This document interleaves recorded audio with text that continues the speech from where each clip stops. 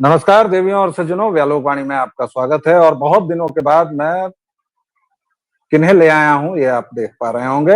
हमारे साथ दाहिनी चौखट में अवनीश शर्मा जी हैं, प्रारब्ध के संपादक, हमारे बड़े भाई।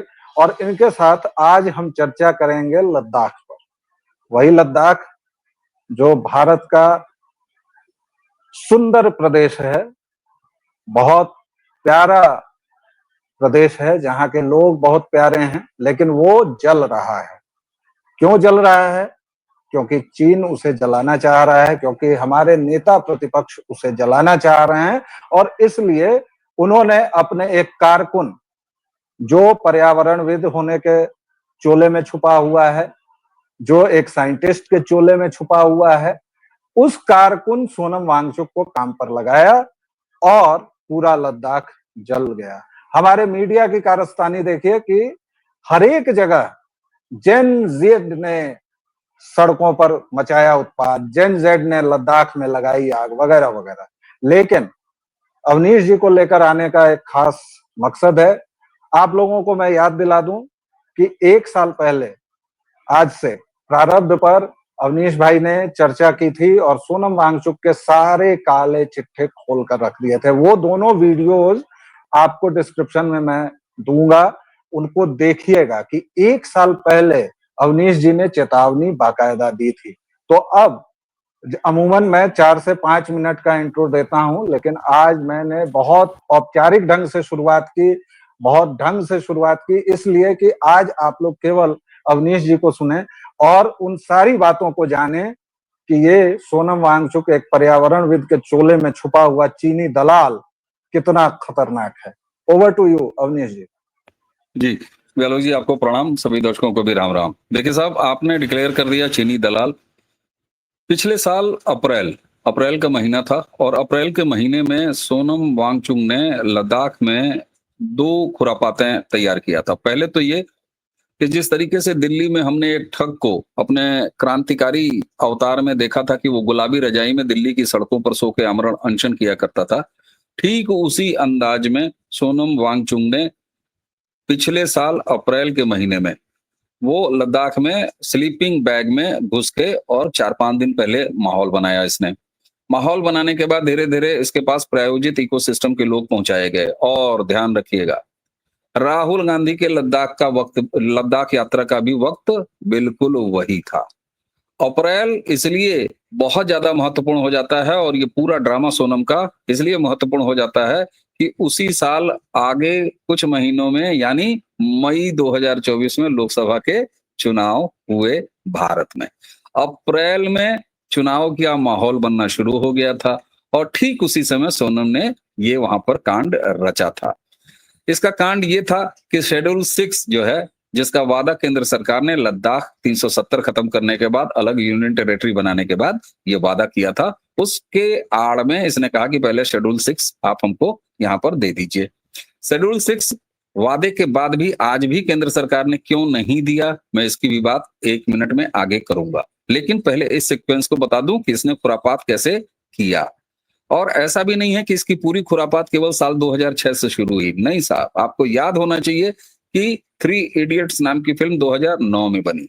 इस तरह के किसी भी फ्रॉड चरित्र को गढ़ने के लिए डीप स्टेट और इनके जो मास्टर्स होते हैं वो 10, 12, 15 साल लेते हैं। एक से ज्यादा ऐसे कैरेक्टर्स को ये गढ़ते हैं। अरविंद केजरीवाल एक, ये सोनम वांगचुक दूसरा, इसके अलावा योगेंद्र यादव सस्ता खिलौना। लेकिन इस तरह के एलिमेंट है। एक आपके यहाँ बिहार में घूम रहा है इवेंट मैनेजर, मैं उस पर भी कल से परसों तक में एक वीडियो प्रारब्ध पे आ रहा है, पूरे दावे के साथ आ रहा है कि किस तरीके से ये इवेंट मैनेजर, जिसका नाम पीके या पीपी या P2 K2 जो भी है, जी जी जी, एक बस नाम जोड़वाना चाह रहा था आपने, महान पत्रकार रवीश कुमार को छोड़ दिया। रवीश कुमार, बिल्कुल बिल्कुल बिल्कुल। तो ये एक लंबा समय होता है, कई चीजों पे दांव लगाया जाता है और कई एलिमेंट्स पे दांव लगाने के बाद उसमें से जो जो ट्राई होता है। तो अरविंद केजरीवाल को ट्राई करने के बाद आंशिक सफलता भी मिली, लेकिन नरेंद्र मोदी इतना ठंडा करके खाते हैं कि आज देखिए अरविंद केजरीवाल और उसका पूरा जो चरित्र है वो ठंडा हो चुका है। बहरहाल एक जगह उसकी सरकार है, नकारात्मकता अभी भी उसकी चल रही है। मैं वापस आता हूँ सोनम वांगचुक पे और उस घटना पे। ये यात्रा जानते हैं कहाँ निकालना चाह रहा था अप्रैल में पिछले साल? ये यात्रा निकालना चाह रहा था चीन के बॉर्डर तक। और इसने कहा, इसका स्टेटमेंट है, दर्शक गूगल कर लें, इसने ये कहा था कि मैं दुनिया को दिखाना चाहता हूं कि चीन ने भारत की कितनी धरती कब्जा ली है। अरे तेरी औकात थी तो तू ये दिखाता ना कि पंडित नेहरू ने कितनी धरती चीन को दे दी है उसी लद्दाख की। क्या तू ये दिखाना चाहता था? नहीं। राहुल गांधी की यात्रा हो चुकी थी, राहुल गांधी के साथ इसका पैक्ट हो चुका था, राहुल गांधी ने इसको खाद पानी दे दिया था। उसके बाद इसने डिमांड क्या की कि पर्यटन रोक दिया जाए, पर्यटन न हो, इससे पर्यावरण। अचानक ये इनोवेटर, इंजीनियर, वैज्ञानिक से अचानक एक दिन ये पर्यावरण प्रेमी हो गया, रक्षक हो गया। इसने कहा कि साहब टूरिज्म यहाँ नहीं होना चाहिए, और अगर टूरिज्म होगा तो उससे यहाँ के पर्यावरण को दिक्कत होगी। क्यों?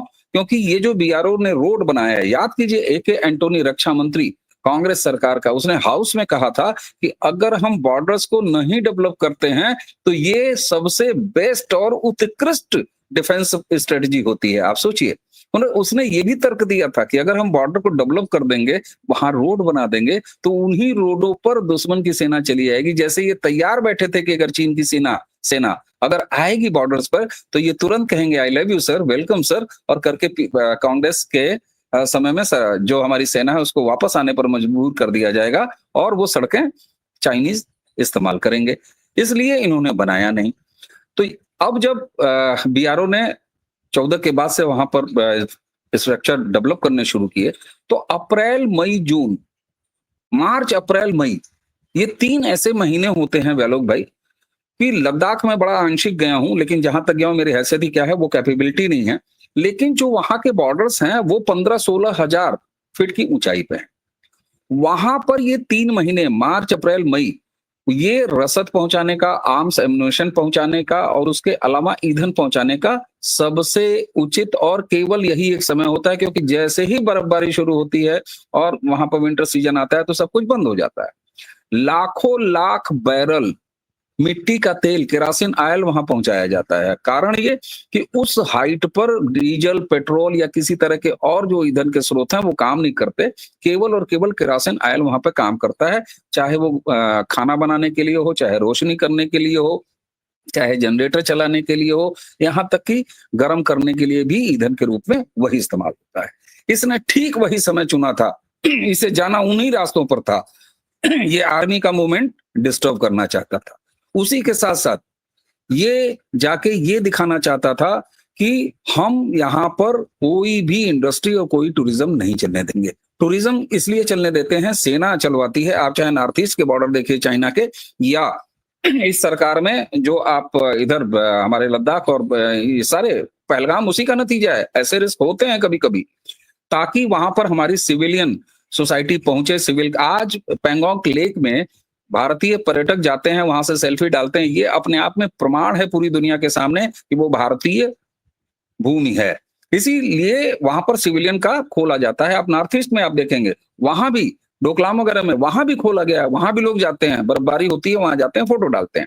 ये इन सारी पहचानों को, जहां भारत की भूमि है, इसका सर्वश्रेष्ठ उदाहरण हो सकता था, एग्जाम्पल हो सकता था, सबूत हो सकता था, ये वहां पर काम कर रहा था। राहुल गांधी, जिसकी कांग्रेस का सीधे सीधे कम्युनिस्ट कांग्रेस के साथ पैक्ट है। लेकिन अब लोग पूछते हैं सरकार क्या कर रही थी। अचानक इसने 10-12 दिन के ड्रामे के बाद उस यात्रा को स्थगित कर दिया।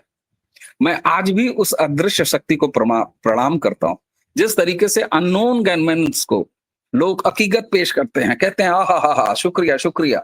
मैं आज भी, वो कौन सी शक्ति थी? राहुल के पूरे ईंधन देने के बाद, सोनम के पूरे इकोसिस्टम के बाद, इसके मास्टर्स की पूरी तैयारी के बाद, चाइना के सपोर्ट के बाद, चुनावी मौसम में इसने इतने खतरनाक यात्रा को प्लान किया था, लेकिन ये रुक गया। किसने रोका? मैं नहीं जानता। सरकार को क्रेडिट बिल्कुल मत दीजिए, बिल्कुल मत दीजिए। लेकिन ये आग लगातार भड़काता रहा, और चूंकि एक असफल कोशिश, जैसे होता है ना कि एक असफल रिचार्ज जो कि इसके पूरे इकोसिस्टम ने और मास्टर्स ने लगाया था, अब जब राहुल गांधी ने जेनजे के नाम पर भीड़ को उतारने का मामला तैयार किया, तो सोनम ने कहा ना कि कर्ज चुकाने का जो लिया है कर्जा, उसको अब दिखाने का मौका है, और ये ऐसा संभव क्यों कर पाया, इस कारण को जानना बहुत जरूरी है। उसके बाद मैं आपके लिए छोड़ूंगा भाई। कारण ये है साहब, शेड्यूल 6 ये क्यों मांग रहा है? इसका स्टेटमेंट है कि हम 370 में ज्यादा प्रसन्न थे जब हमारे पास 370 था। शेड्यूल 6 अधिकार वो देता है किसी भी ऐसी टेरिटरी को कि यहां पर लगभग 370 की जो स्थिति घाटी में थी, जम्मू कश्मीर में थी 370 से पहले, वही ऑलमोस्ट शेड्यूल 6 में व्यालोक भाई मिल जाता है। क्यों? क्योंकि आप सेंटर कुछ भी रिसोर्स देगी, कुछ भी बजट देगी, ये सब सेंटर से जाएगा, लेकिन वो कब खर्चा होगा, कहां खर्चा होगा, किस रूप में खर्चा होगा, ये वहां का स्थानीय प्रशासन तय करेगा। ये एक तरह से 370 की बहाली चाहता था। और आज जो इसने कल हमारे 5 नागरिकों, मैं आज भी उनकी पहचान के बिना नागरिक कह रहा हूं, इस पर मजबूर कर दिया है और आगजनी की घटना और तमाम चीजें ये कर ले गया है। आपको पता है 15 अगस्त को प्रधानमंत्री लाल किले से ऐसे ही नहीं कह रहे थे कि डेमोग्राफी के खिलाफ हम टास्क फोर्स चला के और टाइम बाउंड प्रोग्राम चला रहे हैं। बॉर्डर केवल बांग्लादेश बॉर्डर नहीं है, बॉर्डर केवल नेपाल बॉर्डर नहीं है, बॉर्डर केवल पाकिस्तान का बॉर्डर नहीं है, बॉर्डर लद्दाख में भी है बॉर्डर। और 370 के दौरान जब पार्ट था लद्दाख जम्मू कश्मीर का, वहां की डेमोग्राफी बदली गई और उस लद्दाख में जहां डेसिमल में मुसलमान थे, आज 46%, 46%। Can you believe this sir? हमारे दर्शकों को बिलीव करना पड़ेगा, 46% डेमोग्राफी है वहां मुसलमानों की, और वही खाद पानी और वही नंबर्स हैं राहुल गांधी के इकोसिस्टम ने वहां पर उतार दिया, और सोनम ने उसको उतार के ये करा के दिखा दिया है। लेकिन हमें संतोष इस बात का होना चाहिए कि कल रात को 10 बजे एक प्रेस रिलीज आई है। मुझे उम्मीद है कि जितने भी गंभीर और सुधी दर्शक होंगे जरूर सोशल मीडिया पर उसको देखे होंगे, पब्लिक डोमेन में है।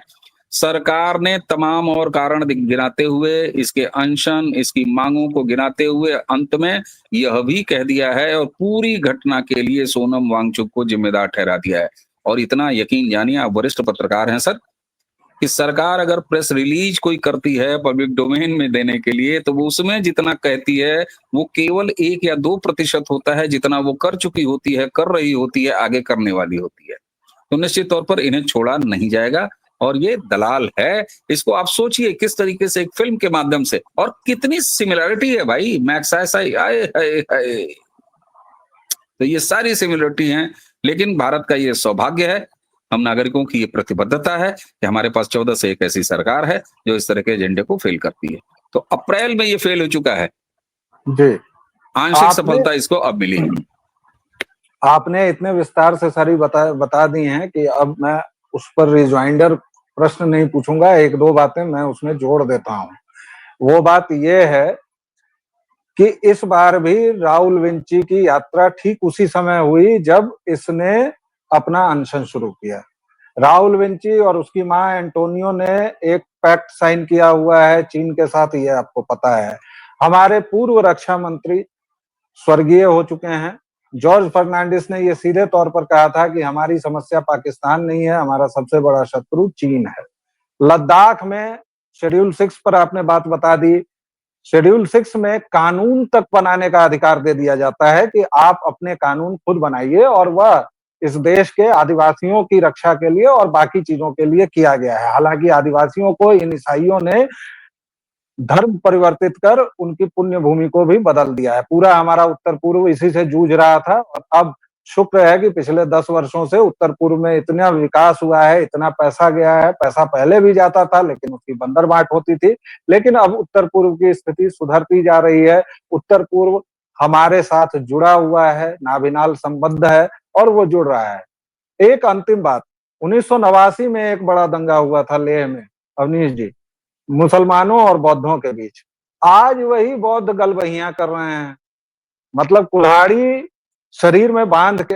जो हमारे पास चीजें, मैं अभी सवाल पूरा नहीं हुआ है, आप अभी से खंडन मत कीजिए, बौद्ध नहीं कर रहे हैं मुझे पता है, लेकिन ये जो कुल्हाड़ी शरीर में बांध के लौटने की हमारी अदा है, हम भारतीयों की, हिंदुओं की, खास तौर से सनातनियों की, इसके बारे में थोड़ा बताइए और अपना कंक्लूडिंग रिमार्क्स दीजिए कि आखिर ये जो छवि आ रही है कि बौद्धों ने और मुसलमानों ने एक होकर ये किया है, और आप जेन जेड को जेन जे कहते हैं, बड़ा अच्छा लगता है, क्योंकि ये सचमुच जेन जे ही है, जेन जिहादी, जिहादियों की ये पीढ़ी है।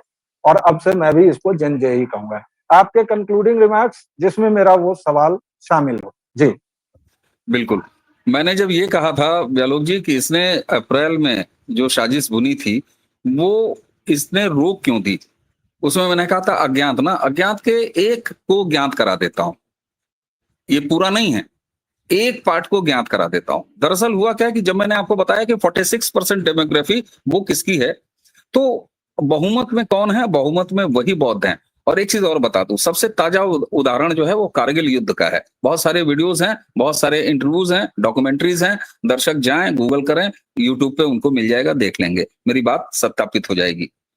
साहब, कारगिल के दौरान अभी बीआरओ ने सड़कें नहीं बनाई थी और परंपरागत रूप से लद्दाख में भारतीय सेना को असिस्ट करने का काम पोर्टर्स के रूप में वहां के हमारे आदिवासी जनजाति जो पूरी तरीके से यही बौद्ध धर्मावलंबी हैं वही करते थे। यहां तक कि न सिर्फ अपने खच्चरों से सेना के साजो सामान, सेना के लिए ईंधन, राशन पानी ये न ले जाते थे, बल्कि और सुनिए, लद्दाख में आलू की फसल बड़ी अच्छी होती है। आलू बड़े अच्छी उम्दा क्वालिटी का पैदा होता है। अपने खज्जरों पर लाद के वही पोर्टर्स लेके हमारी सेना के लिए आलू सप्लाई करते थे और एक बड़ा अच्छा उनको मेहनताना भी सेना से मिलता था, क्योंकि वो सेना के अभिन्न अंग थे, लाइसेंस्ड थे, बहुत सारे हायर किए जाते थे, कुछ परमानेंट होते थे। तो एक बड़ा मित्रवत, इको फ्रेंडली, और जिसमें इको में मैं आपको कह दूं इकोनॉमिक्स फ्रेंडली, इकोनॉमी फ्रेंडली, ये एक बहुत अच्छा इकोसिस्टम था सेना और उसके बीच में बीआरओ के बाद। अब उसी उसमें बकरवाल भी हैं, एक चीज और जान लीजिए, अच्छी खासी संख्या में बकरवाल भी हैं वहां लद्दाख में।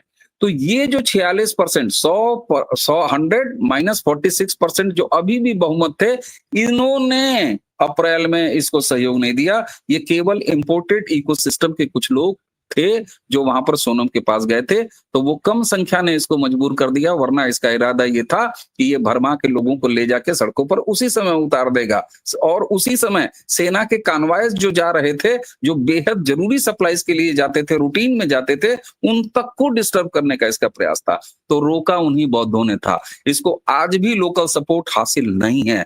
ये जो जितनी भी खबरें आ रही हैं, दर्शकों से हाथ जोड़ के कहूंगा उसको वेरीफाई कीजिए, धीरे धीरे सच सामने आ जाएगा।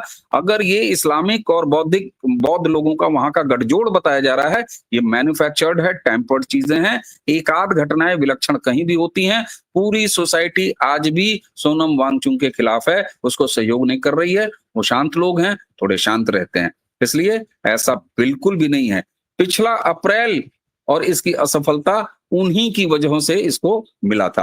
अब उसने चूंकि शेड्यूल 6 और तमाम चीजों के माध्यम से, और एक चीज और मैंने कहा था ना आपसे, सरकार का ये वादा था कि हम तुमको शेड्यूल 6 देंगे, और अभी तक नहीं दिया। क्यों नहीं दिया? क्योंकि ये 46% आबादी जो वहां पर हो गई है, जिसने डेमोग्राफी चेंज कर दी है। और मैं लद्दाख के भाइयों से अपील करना चाहूंगा, उन्हें हाथ जोड़ के बताना चाहूंगा, मैं लगातार अपने चैनल पर भी बता रहा हूं, प्रधानमंत्री ने अगर सीरियसली कहा है कि टाइम बाउंड हम डेमोग्राफी चेंज करने वाले एलिमेंट्स को सबक सिखाएंगे और उसको सही करेंगे, तो जिस दिन सही समय होगा, तो जैसे 370 हटाया गया उसी तरीके से आपको शेड्यूल 6 दे दिया जाएगा। क्यों? क्योंकि जो एक टिपिकल आदिवासी डाइवर्सिटी है वहां पर, उसको कायम रखना भारत की जिम्मेदारी है, भारत के सरकार की। लेकिन मुस्लिम उम्मा के लोग अगर वहां पर पहुंचे हुए हैं तो वो डाइवर्स नहीं है, वो तो एक है। इस खतरे को पहचानिए। जी। और दर्शकों श्रोताओं, अवनीश भाई ने इतने विस्तार से सारी जानकारी दी, अब इसके बाद मेरे बोलने के लिए कुछ रह नहीं जाता है। मैं बस एक बात याद दिलाऊं कि ये सोनम और इसके टटपुंजिए, ये जो गिरोही हैं कांग्रेसी इकोसिस्टम के, इनको याद रखना चाहिए कि जब तक 370 था और कश्मीर केंद्र में था, यूटी नहीं बना था लद्दाख, तब तक इनकी क्या दुर्दशा वहां के मियां भाई लोग कर रहे थे, ये बस इनको याद रखना चाहिए। और जो बात इन्होंने कही कि लोगों ने सहयोग तो नहीं दिया, अवनीश भाई याद होगा उसी दौरान बौद्धों ने मुसलमानों के कुछ भीड़ को भगाया भी था और वहां स्कफल्स भी हुए थे, वहां थोड़ी मारपीट की घटनाएं भी आई थी। और साहब एक चीज और, 100 बात की एक बात, आज अगर जो इस्लामिक और बौद्धिस्ट गठजोड़ की बात कर रहे हैं, उन्हें अफगानिस्तान के बामियान की वो प्रतिमा बुद्ध की याद रहनी चाहिए। इतनी शॉर्ट मेमोरी नहीं होनी चाहिए। और उन्हें म्यांमार भी याद रहना चाहिए, उन्हें बौद्ध भिक्षु विराटू भी याद आने चाहिए, जिन्होंने कहा था कि पागल कुत्ते के साथ सोया नहीं जा सकता। फिलहाल इतना ही। सोचिएगा जरूर कि ये किस तरह इस देश में आग लगाना चाहते हैं, इस देश को बर्बाद करना चाहते हैं, और ऐसे लोगों का अगर आप समर्थन कर रहे हैं तो आप कहीं ना कहीं अपने देश के साथ घात कर रहे हैं। फिलहाल इतना ही। व्यालोक वाणी पर आप अपना स्नेह बरसा रहे हैं, प्लीज बरसाते रहिए, लाइक शेयर सब्सक्राइब कीजिए। मेरा दूसरा ठिकाना प्रारब्ध है, इसके अलावा मेरी कोई कहीं शाखा नहीं है। प्रारब्ध को आप लोग ने इतना बड़ा स्नेह दिया है, उसको भी देते रहें, और लगातार जो हमारे अवनीश जी कहते हैं कि लाइक कर लीजिएगा तो ज्यादा बढ़ेगा, शेयर कर ही रहे हैं। इसी तरह से इन दोनों चैनल्स पर अपनी कृपा बढ़ाइए। एक विराम के बाद फिर हाजिर होंगे, तब तक के लिए जय जय सिया राम। जय जय सिया राम। प्रणाम।